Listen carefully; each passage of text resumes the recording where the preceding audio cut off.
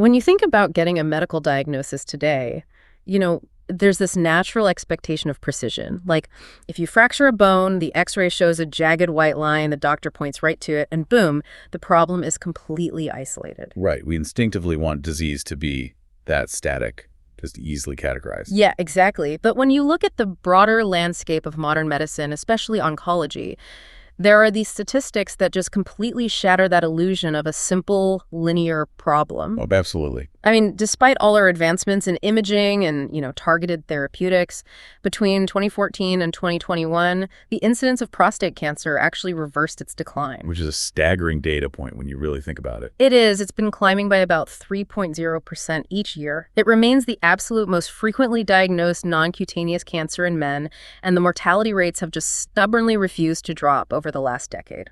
And that's because the reality, especially with this particular disease, is that we are dealing with a moving target.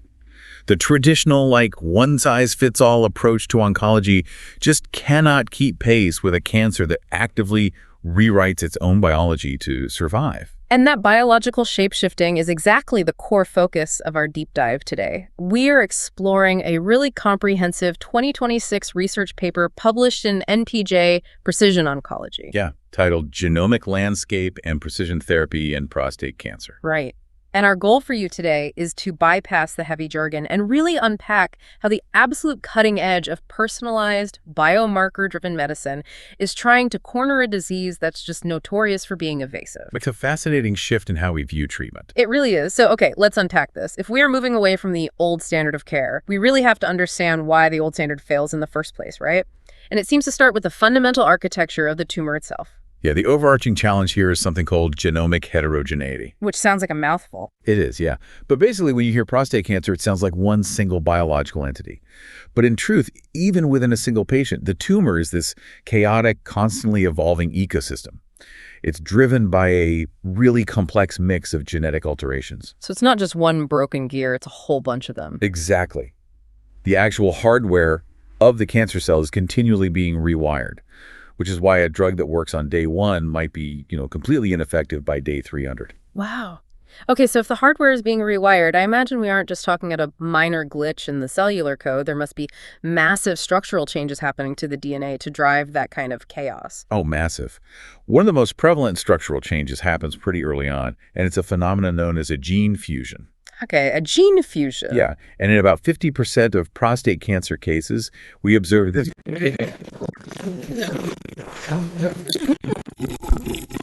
E-R-S-T-E-R-G, that's a lot of letters. I know. But to understand how catastrophic this is for the cell, you just have to look at what these two genes normally do when they aren't fused. Okay, let's break them down. So TMPRSS2 is a gene regulated by androgens, male hormones like testosterone.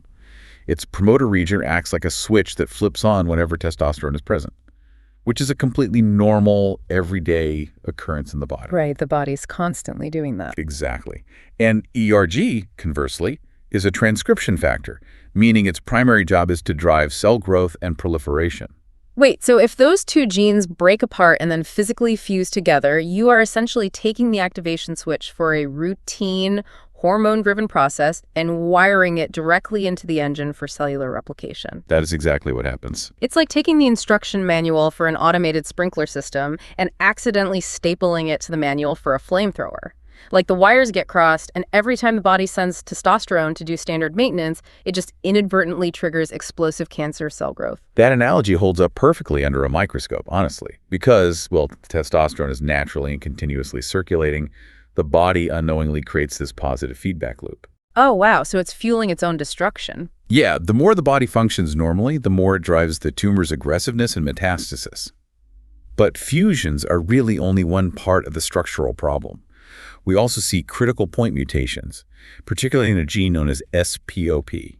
SPOP. So if a mutation in SPOP is driving tumorigenesis, it kind of implies that in a healthy cell, SPOP must act as some sort of, biological brake or regulatory thing that the cancer needs to eliminate. You nailed it. It acts as an adapter for the cell's ubiquitin proteasome system. The what now? Think of it as the cellular garbage disposal. Okay, garbage disposal. I can track with that. Right. So in a healthy state, the SPOP protein identifies and tags on cachogenic or cancer-promoting proteins, things like the androgen receptor, NC-MYC. Once they get tagged, those dangerous proteins are routed straight to the proteasome and destroyed. So it's taking out the trash. Exactly. But when a point mutation occurs in that SPOP gene, the specific tagging mechanism fails. Ah, so the trash piles up. Right, the dangerous proteins are no longer degraded. They just accumulate and activate survival pathways that drive the cancer forward. But what's really analytically fascinating here is that SPOP mutations and those TMPRSS2 ERG fusions we just talked about, they are almost completely mutually exclusive in patients. Wait, really? Meaning a patient usually has one or the other, but not both? Exactly. That suggests the cancer is, like, taking the path of least resistance. If the tumor has already hot-wired the cell growth engine with a fusion, it doesn't need to waste biological energy mutating the garbage disposal, and vice versa. Right, it finds one effective route to uncontrolled growth and just completely commits to it. Yeah. The evolutionary pressure to get that second mutation vanishes once the first one achieves rampant proliferation. That is terrifyingly efficient. It is. But the cancer doesn't only rely on fusions and broken disposal systems. It also utilizes gene amplifications, specifically involving the MYC and MYB genes. Okay, amplifications, so just making more copies of the gene. Basically, yeah. It's a brute force approach where the cancer cell replicates a specific gene over and over, leading to this massive overproduction of the associated protein. Just flooding the cellular environment with growth signals. Yes. And the clinical implications of this are profound, especially when we look at demographic disparities. The paper highlights a pretty sobering reality. Black men experience nearly twice the mortality rate from prostate cancer compared to white men. Twice the mortality rate? That's huge. It's massive. And while socioeconomic factors definitely play a role in healthcare access, the genomic data reveals a distinct biological component to this disparity too. So the actual genetic playbook the cancer uses differs significantly based on the patient's ancestry. The research actually indicates that amplifications and the resulting overexpression of MYC and MYB are found at significantly higher frequencies in patients of African descent. And these aren't just passive markers, you know. These specific amplifications actively drive tumor aggression and resistance to therapy. MYB, in particular, acts as a central driver that allows cancer cells to keep their androgen receptors active even when therapeutic drugs are given to lower testosterone. So it just fights right through the medication. Yeah, and the overexpression of MYB is so influential that the paper notes it is actually a more accurate predictor of early biochemical recurrence than a standard PSA blood test at diagnosis. Wait, hold on. That fundamentally challenges how we monitor patients. If a standard PSA test might completely miss an aggressive recurrence driven by MYB amplification, relying solely on traditional biomarkers could leave highly vulnerable populations dangerously undermonitored. Which is exactly why understanding the specific genomic landscape of the individual is paramount. You can't just use one metric. So just to do a quick recap for everyone listening, we've got a cancer that fuses genes to hotwire its engine, breaks its own garbage disposal so dangerous proteins pile up, and literally copy-pastes growth genes to brute force its survival. That's a perfect summary of the hardware, yeah. But you said hardware, so there's a software problem too. Oh, absolutely. Understanding the structural hardware, the fusions, mutations, amplifications, it's only half the battle.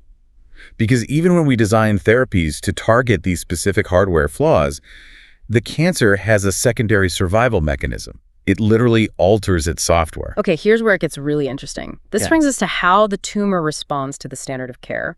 Because if the cancer relies so heavily on testosterone to drive those fused genes, the logical medical response is to just starve it of that fuel. Right? That's the basis of androgen deprivation therapy, or ADT. We just cut off the testosterone. But the fact that this disease remains so lethal means the starvation tactic eventually fails. How does it get around being starved? It fails because the tumor undergoes lineage plasticity. Lineage plasticity. Yeah, so when we introduce ADT, we create an intensely hostile environment for the cancer cells. Lots of them die, but the ones that survive do so by fundamentally changing their cellular identity. They progress into castration-resistant prostate cancer, or CRPC. So they mutate again. Sort of. But a prime example of this plasticity is something called neuroendocrine differentiation. Neuroendocrine. Meaning the prostate cancer cells actually begin to mimic nerve or brain cells to avoid detection. Yes. They shed the characteristics that make them susceptible to the therapy. The cells completely downregulate and lose their androgen receptors. They no longer require testosterone to survive, rendering the hormone therapy useless. Wait, so the cancer actually sheds its original identity to survive the drug. It's like a criminal changing their disguise while the police are still looking for the original outfit. That's exactly what it is. And simultaneously, they lose key tumor suppressor genes like RB1 and TP53, which normally regulate cell division. In their absence, the cells upregulate neural transcription factors, adopting a completely different phenotypic state. It's just straight up molecular evasion. So how does it change this disguise? The disguise is put on through epigenetics. Okay, epigenetics. Right, so epigenetics doesn't alter the underlying A, C, T, and G sequence of the DNA itself. Rather, it dictates how that sequence is read by the cell. It toggles genes on and off. And a critical epigenetic mechanism in prostate cancer is the hypermethylation of a gene called GSTP1. Hypermethylation. If methylation involves attaching chemical groups to the DNA to prevent it from being transcribed, it essentially acts as a series of molecular padlocks, right? Right. Shutting down genes the cancer finds inconvenient. Padlocks is a great way to think about it. GSTP1 produces an antioxidant protein designed to protect the cell's DNA from oxidative stress and damage. Which sounds like a good thing. In a healthy cell, it's a vital defense mechanism. But in more than 90% of prostate cancers, the tumor intentionally hypermethylates or padlocks the GSTP1 promoter region. Wait, why would it do that? By shutting down that protective antioxidant, the cell allows oxidative DNA damage to accumulate rapidly. Which sounds totally counterintuitive at first. You would think a cell wants to protect its own DNA. But for a cancer cell, accumulating DNA damage is actually a huge benefit, isn't it? It accelerates the mutation rate, giving the tumor more genetic variations to play with so it can outmaneuver whatever therapies we throw at it. You've got it. The chaos is the strategy. And the tumor manages this epigenetic chaos using microRNAs. MicroRNAs. Yeah, these are tiny non-coding sequences of RNA that don't produce proteins themselves, but instead they bind to messenger RNA to degrade it or prevent its translation. They function as microscopic volume knobs for gene expression. So they can dial up the production of proteins that help the tumor grow and dial down the proteins that might slow it down. Exactly. And the dynamic is incredibly intricate. For example, there's a specific microRNA called miR-150.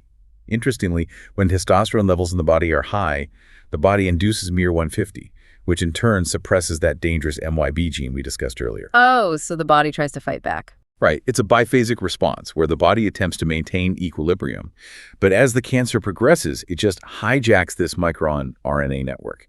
It will dysregulate specific microRNAs to promote metastasis or to signal the creation of new blood vessels to feed the growing tumor. It's building its own supply lines. Yeah, and the cancer cells even package these microRNAs into tiny lipid bubbles called extracellular vesicles and release them into the bloodstream to prepare distant organs for metastasis. Okay, this is mind-blowing. If the cancer is actively mutating its hardware, dropping its disguise, shutting down its own DNA repair genes, and pumping out microRNAs to manipulate the surrounding tissue, I mean, it is generating an enormous amount of abnormal cellular activity. Huge amounts. This logically raises the question of why the human immune system, which is literally designed to hunt down abnormal cells, doesn't recognize this massive biological disturbance and intervene. Right, and to understand the immune system's failure here, we have to look at the tumor microenvironment and the patient's inherited genetics. They're germline mutations. Germline meaning like present from birth. Exactly. These are genetic flaws present in every cell of the body from birth, passed down through the family tree. The most recognizable of these are mutations in the BRCA1 and BRCA2 genes. Now, we typically associate the BRCA mutations with a high risk for breast and ovarian cancers, right? But they clearly play a foundational role in prostate cancer as well. They really do. The BRCA proteins are integral to a process called homologous recombination, which repairs severe double-strand breaks in DNA. If a patient inherits a defective BRCA2 gene, their baseline ability to repair DNA is already compromised. So they're starting at a disadvantage. Yeah. And this inherited susceptibility is strongly linked to higher Gleason scores, which measure tumor aggressiveness and poorer overall survival rates in prostate cancer. Another significant germline factor is the HOXB13 gene. HOXB13, what does that one do? It normally regulates embryonic prostate development, but a specific inherited mutation in this gene carries a 33% risk of the patient developing early onset familial prostate cancer by the age of 80. Okay, so the patient inherits a faulty biological foundation, which creates the perfect environment for the cancer to initiate. But that still leaves the mystery of the immune system's blind spot. Even with a faulty foundation, the immune system should theoretically spot the abnormal cancer cells once they start proliferating, shouldn't it? It absolutely would if the cancer didn't actively suppress the immune response. Ah, The vast majority of prostate tumors are classified as immunologically cold. They engineer a microenvironment that actively repels immune cells. how do they repel them? Well, a common tactic involves the deletion of a tumor suppressor gene called PTEN. When PTEN is lost, it activates a cellular pathway that severely limits the trafficking of T cells, the immune system's primary attackers, into the tumor bed. Simultaneously, the tumor secretes immunosuppressive cytokines. So it basically builds a chemical moat. It isn't just hiding from the immune system. It is actively altering the local environment, so the immune sentries cannot cross the threshold to even inspect the mutated cells. That's a great way to picture it. Most of the time, yes, the moat keeps them out. But the genomic data reveals a rare and highly exploitable exception. Oh, I love an exception. In about 2.5 to 2.8% of prostate cancer patients, the tumors exhibit microsatellite instability high, or MSIH. MSIH. Yeah, and this is frequently accompanied by a very high tumor mutational burden. So if the mutational burden is that high, it implies the tumor's internal spell-checking system for DNA replication has entirely collapsed. Completely collapsed. The mismatch repair system is profoundly defective in these patients. Because the cancer cells cannot correct replication errors, they accumulate thousands and thousands of mutations. Which means they start looking really weird to the body. Exactly. Consequently, they begin manufacturing large quantities of bizarre, malformed proteins known as neoantigens. Which effectively destroys the tumor's stealth mode. If a cell is suddenly covered in thousands of unrecognizable mutated proteins, the chemical moat is no longer enough. The cancer has essentially set off a massive biological burglar alarm that the immune system simply cannot ignore. The alarm is blaring. The immune system recognizes the neoantigens as foreign threats, but it often still needs a pharmacological push to break through the tumor's remaining defenses. Right. And this is where the concept of the precision arsenal truly shines. Finally, we get to fight back. Yes. For these specific MSIH patients, administering an immunotherapy drug like pembrolizumab, which basically blocks the inhibitory pathways and just removes the brakes from the immune system, it yields phenomenal results. Wow, how phenomenal. The research highlights a 65% positive response rate in this heavily mutated subset, evidenced by precipitous drops in PSA levels and significant tumor shrinkage. 65%. That perfectly illustrates the shift from generic treatments to targeted intervention. We aren't just broadly poisoning the body and hoping the cancer dies first. We're looking at the specific genetic failures of the tumor and weaponizing them against it. Exactly. And that strategy seems to really culminate in the use of PRP inhibitors. PRP inhibitors. Okay, let's break that down because I know that's a huge part of this paper. So PRP inhibitors, such as olaparib, represent the elegance of something called synthetic lethality. Synthetic lethality. Yeah. To grasp this mechanism, you have to look at how cells manage daily DNA damage.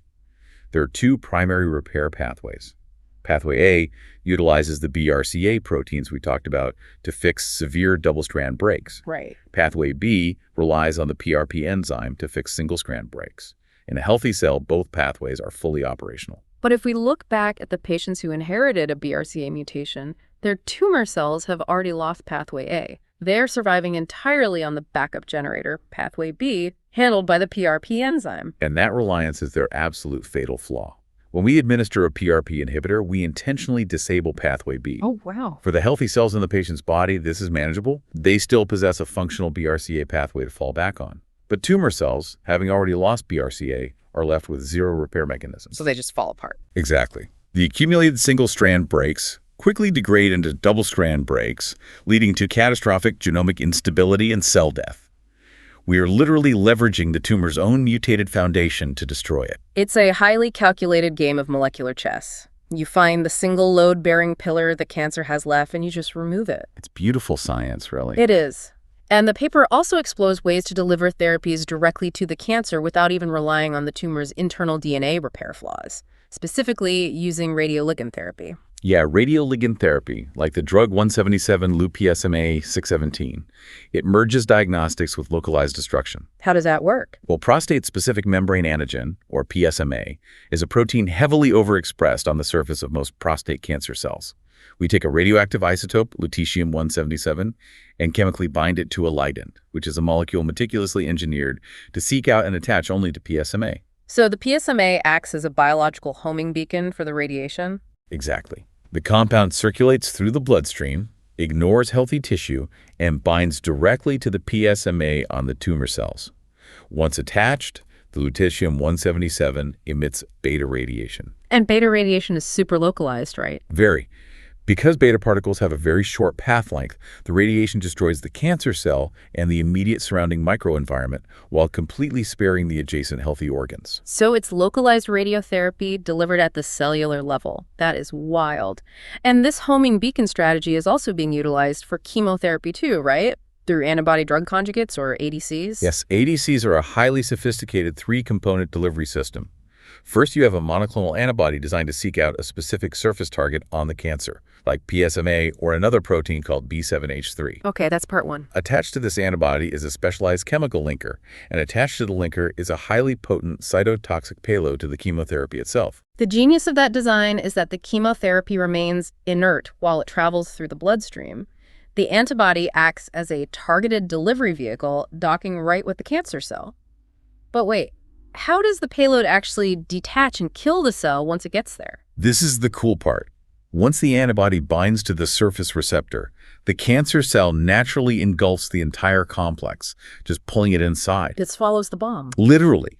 The interior of the cell, specifically within the lysosomes, is highly acidic. That acidic environment causes the chemical linker to cleave, suddenly releasing the toxic payload directly into the cytoplasm. The cell is destroyed from the inside out. That is incredible. Furthermore, some of these payloads possess what we call a bystander effect. Meaning the toxicity isn't entirely contained within the single cell? Right. As the primary target cell dies and breaks apart, the cytotoxic drug leaks into the immediate vicinity, penetrating and killing neighboring cancer cells. Collateral damage, but the good kind. Exactly. This is crucial because, due to genomic heterogeneity, some of those neighboring cells might have mutated to hide their surface receptors. The bystander effect ensures they are still eradicated, even if they don't have the homing beacon. Okay, when you synthesize all of these mechanisms, exploiting synthetic lethality, utilizing radioactive homing beacons, deploying targeted chemotherapy payloads, the whole paradigm of oncology clearly shifts from reactive to predictive. Completely. But given how rapidly the tumor relies on lineage plasticity to change its disguise, executing these targeted therapies must require constant real-time monitoring. You can't just check once. No, you can't. And that is the most significant clinical hurdle outlined in the research. A therapy is really only effective as long as the target remains present.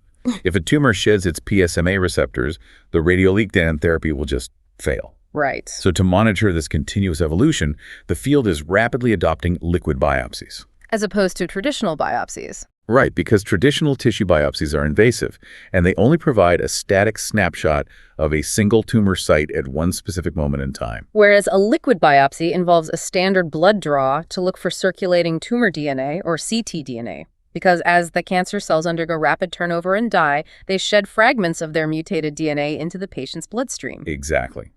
By analyzing those circulating fragments, we can map the genomic landscape of the cancer in real time. We can detect if a BRCA mutation is present to initiate PARP inhibitors, or if a new resistance mutation has emerged, signaling that it is time to pivot the therapeutic strategy. We're tracking the cancer's evolutionary moves as they happen. We are. Man, the biological complexity of prostate cancer is just daunting. It fuses genes to hotwire its growth, padlocks its own protective mechanisms to mutate faster, and completely alters its cellular identity to evade hormone therapies. It's a formidable opponent. Yet by decoding that very chaos, modern medicine is turning the tumor's survival mechanisms against it. That's the underlying principle of the MPJ Precision Oncology paper. Clinical knowledge is only transformative when it is precisely applied. Right. The future is no longer solely about discovering a single blockbuster drug that works for everyone. It's about reading the individual patient's unique molecular map to deploy the exact right intervention before the tumor even has the opportunity to adapt. Right drug, right time. And as you, the listener, think about where this rapidly advancing science leaves us, consider the trajectory of these liquid biopsies combined with the rise of artificial intelligence. Oh, that intersection is going to change everything. It is. We are moving toward a reality where diagnosing and treating cancer is no longer an episodic, catastrophic event. Imagine a near future where managing oncology involves a continuous, AI-monitored analysis of your circulating DNA. It's incredible to think about. If a routine blood draw can predict a tumor's next evolutionary disguise before it even manifests, how fundamentally will that redefine what it means to go in for a checkup in the coming decade? We are transitioning from a medical system that fights established disease to one that actively preempts it. A profound shift in the timeline of care. Thank you for joining us as we explore the intricate genomic landscape of prostate cancer. Keep questioning the science, keep exploring the data, and we will catch you on the next deep dive.